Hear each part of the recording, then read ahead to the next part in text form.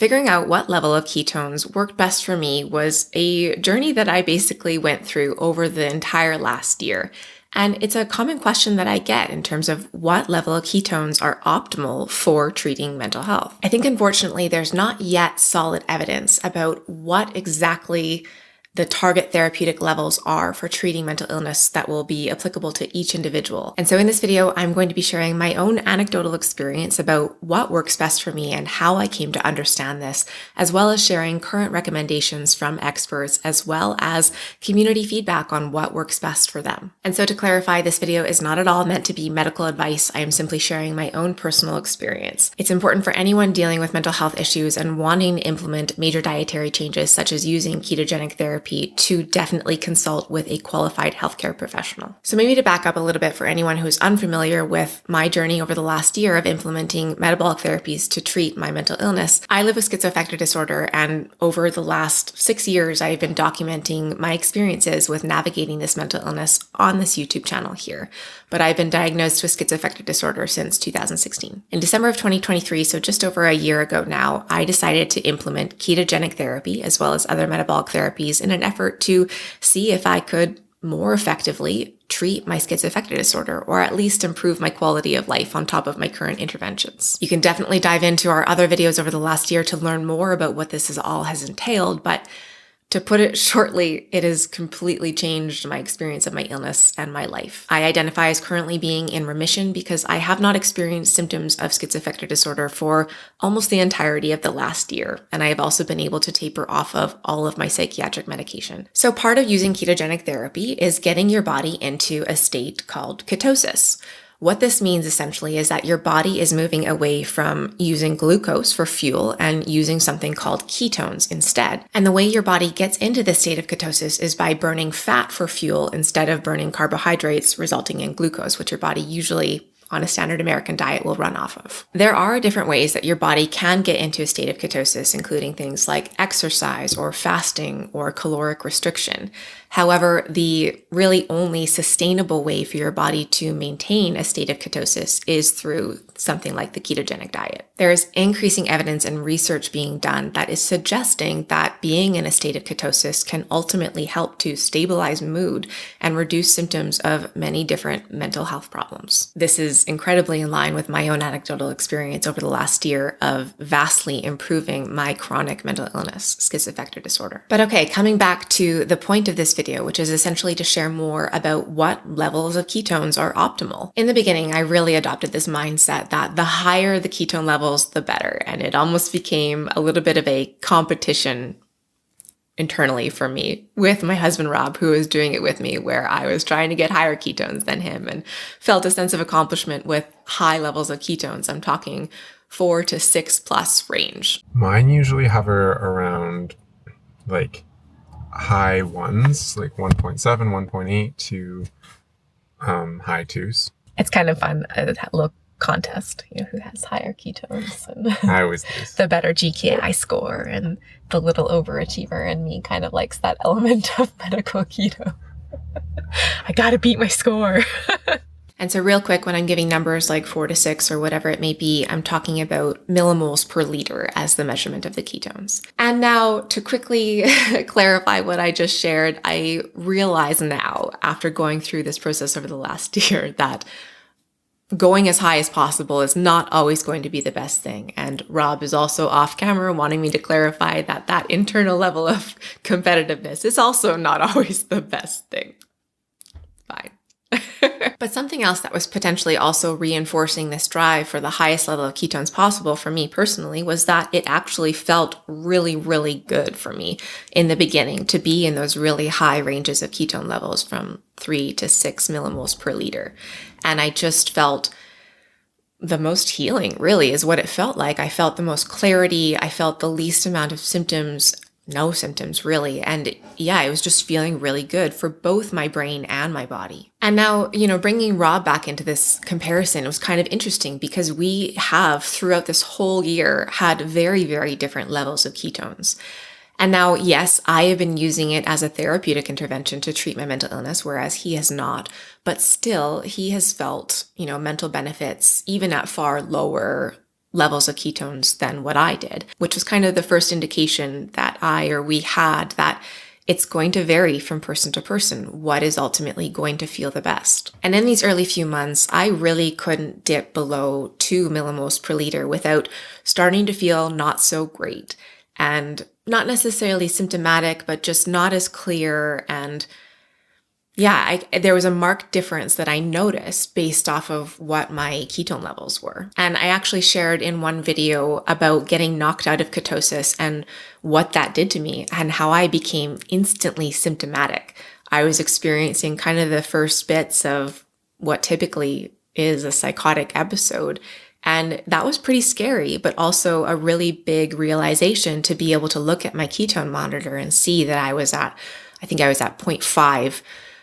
Or below 1, and could then relate that back to my experience of experiencing symptoms of my mental illness again and just feeling really, really awful. And now over the last year, I have gone through periods where my ketones have not been as high as they were to begin with, and they kind of hovered more in the 2s to 3s range, and that felt fine too. About 6 to 8 months in, that's kind of where I was for a lot of the time, and I wasn't experiencing any symptoms, and I felt as great as I did at the higher levels that I had previously. And I'm not really sure why there was this change. It could be perhaps that in the early stages, my body was really excited about this new fuel source and just kind of trying to create as much as it could to get as much as it could to heal what was going on. Total theory. Or it could have been that my body was just pretty inefficient at using the ketones, and so I had an excess of them floating around in my system that was then coming out in the measurements. I'm not really sure. But it's been really interesting to be monitoring it very closely, what my ketone levels are at various points, and correspond them with how I'm feeling. That has allowed me to gain so much insight into what ultimately works best for me and what I can do or what I may need to do to troubleshoot if I'm not feeling great, and I can look and see, oh, my ketones might be a little low. I can make some changes to my diet or whatever it may be to get those back up again and see how that then affects how I'm feeling too. During this period where about 2 to 3 millimoles per liter of ketone readings was feeling really good for me, it actually felt not so good to get into the higher ranges of 4, 5, 6. When I got higher during that time, I actually started to feel a little bit of a sense of agitation or feeling on edge. And I knew when I got to that place that I needed to do something to try to reduce my ketone levels back to a place that felt good, whether this included upping my protein intake, or it could have taken the form of increasing my carb intake just through the form of increasing my vegetable intake or berries or stuff like that. But now I kind of find myself transitioning back into this space of feeling really good in the 4, 5s, and even 6s again. And so I think my main takeaway from this is that it ultimately, for me anyway, has been a very fluid process, and one that has been really important to be really in tune with myself and building these insights about what is working best for me at different times. During the phases where I felt worse with lower ketone levels, what I would do to increase those ketone levels was usually increasing my fat intake and reducing my protein and carb intake in an effort to promote more fat burning. Also, L-carnitine as a supplement, or acetyl L-carnitine as a supplement, helps to increase that fat absorption as well. So now in terms of what expert guidance is or feedback from the community is around this beyond just my own personal experience, Metabolic Mind actually released a video a few months ago that shared more about how to determine what optimal ketone levels are for ketogenic therapy. And it's a really great resource, and definitely go check that out. I will link to it in the description below. But we also had Dr. Christopher Palmer, who is the author of the book Brain Energy, on our channel. And in an interview with him, he shared that his recommendation is to be at least at 1.5 millimoles per liter of ketone levels every few days in terms of being effective for achieving mental health benefits. And Dr. Iain Campbell, who we have also had the privilege of having on this channel, conducted a pretty cool kind of community feedback experiment or poll on X. He put out a poll asking, if you follow a ketogenic diet for a mental health condition, what level of ketosis, beta-hydroxybutyrate, do you find to be the most therapeutic? And the potential answers were 0.5 to 1 millimoles per liter, 1.1 to 2 millimoles per liter, 2 to 3 millimoles per liter, or 3 to 4 millimoles per liter. And the results, interestingly, contradicted what my initial belief was at the beginning of this process of using ketogenic therapy, of thinking that the higher the ketones, the better. And I think that that's actually also an assumption that a lot of others hold as well. But it really showed, or maybe suggested, that there actually is this level of optimal therapeutic benefit, or a sweet spot in terms of what levels of ketones feel the best for people, because the majority of people felt the best between 1 and 3 millimoles per liter. But it was interesting that there were responses at each of the different level options listed. And so this is also suggesting that, again, it is going to be a really kind of individual process of figuring out what level of ketones feel best for you and provide you the most mental health benefit. And now to clarify, that is making an assumption off of these poll findings. And perhaps it's just that the people who answered this poll are at different points in their journey where, different ketone levels are going to be therapeutic. But I think that also reinforces the point that it does need to be something that you are engaging on on a personal level to figure out what feels best for you at different phases of your own journey. But actually, it's a very individual thing. Yeah. And so I mentioned earlier that I was constantly monitoring and tracking my ketone levels, and this was a critical component of using ketogenic therapy.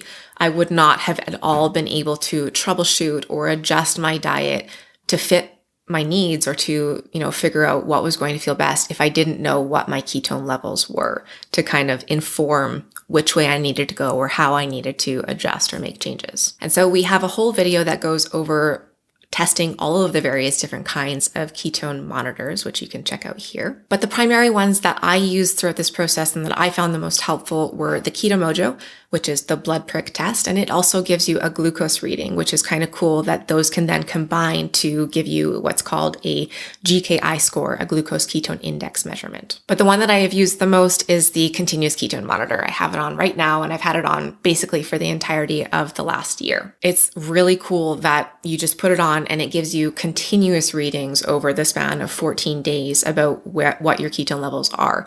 It's also really cool that you get to see in real time trends that are informed by things you've eaten, exercise you've done, sleep, and seeing how your ketone levels change throughout all these things. And it gives you just incredibly insightful, individualized feedback in terms of how you can adjust the therapeutic interventions you're doing. So we've had these CKMs on pretty constantly for the majority of the last year.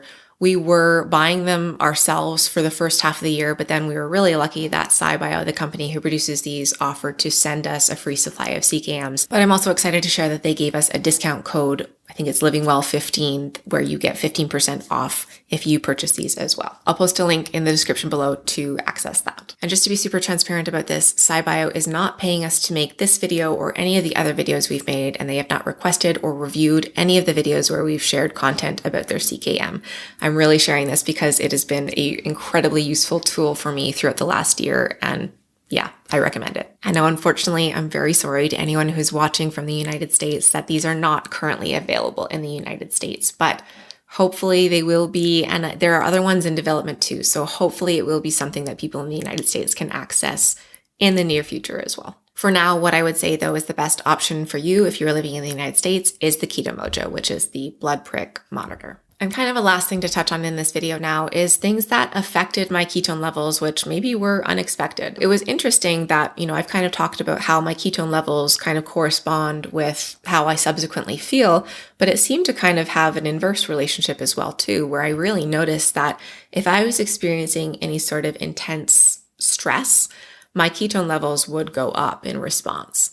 Not really sure what that was about, but it's interesting. Likewise, if I was going through some sort of sickness, if I had a cold or the flu or whatever it may be, it was interesting that my ketone levels seemed to drop, but also my blood glucose levels increased. And kind of along the same line of when my body was feeling sick or, taxed in some way, when I had my period, my ketones often would drop too. Another component here was navigating tapering my medications. First of all, some medications, a lot of antipsychotics, can actually impede ketone levels getting higher. And so that's definitely something you need to talk about and work through with your care provider to figure out, okay, how do we balance this in a way that is going to allow you to hit the necessary ketone levels while still maintaining whatever level of medication you're needing at different points. And then while I was tapering down off my medications, withdrawal is something that I really had a lot of difficulty navigating. Going down on my antipsychotic medication often left me in a state of withdrawal at each taper level. And so it was more important for me to make sure that my ketone levels were higher in these phases of navigating withdrawal, in an effort to kind of protect my brain really from kind of the trauma that I was experiencing with the withdrawal symptoms. Okay, so that's my experience of figuring out and coming to understand what levels of ketone levels felt best for me and were ultimately the most therapeutic for me in terms of being able to manage my schizoaffective disorder through ketogenic therapy. I've mentioned a lot that it was kind of this process of building my own insight into what levels felt best for me and what I needed to do to get myself into those levels. And it was actually a really empowering process and a kind of interesting, different way of getting to know yourself and getting in tune with your body and your brain. So that was kind of a cool element of this. And I really encourage you to engage in that process for yourself. So this video already ended up being longer than I anticipated, but there were things that came up that I want to dive deeper into. Things like troubleshooting ketone levels. If you're wanting to increase your ketone levels, or sometimes if you're wanting to decrease your ketone levels, and kind of how to engage in tailoring that for yourself in terms of your diet or other lifestyle interventions that can help to figure that out for yourself. And so if that's something that you're interested in hearing me do a video on, or if you have other questions or ideas for future videos, I would love to hear from you in the comments below. I'd also love to hear from all of you about what ketone levels feel best for you and how you came to figure that out for yourself too. So again, leave that in the comments below. Thank you so much for watching this video. And as always, wishing you and your loved ones good health. We'll see you in the next one. Bye.